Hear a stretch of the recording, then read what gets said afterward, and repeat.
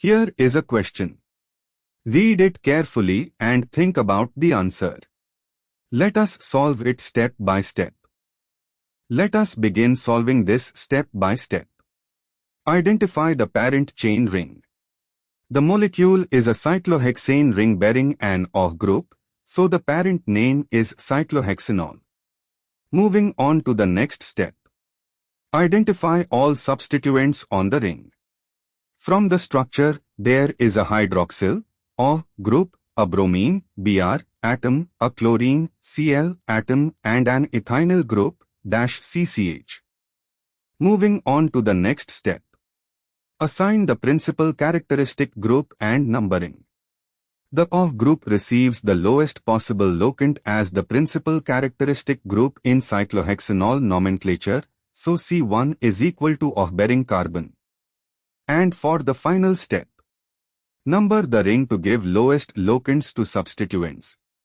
Starting from the OH carbon as C1 and numbering to give Br the next lowest locant C1, OH, C2, Br, then continuing around the ring C3, unsubstituted, C4, Cl, C5, ethynyl.